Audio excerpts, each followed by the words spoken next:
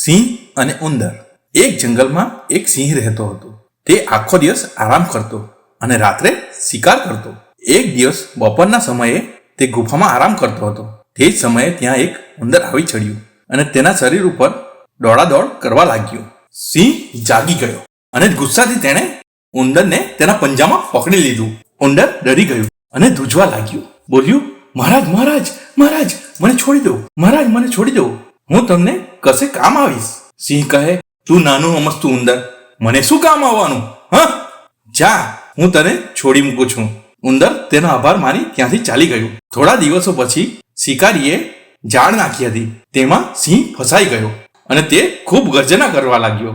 સિંહની ગર્જના સાંભળી ઉંદર ત્યાં આવી પહોંચ્યો અને તેની જાળ કાપી નાખી અને સિંહને બચાવી લીધો.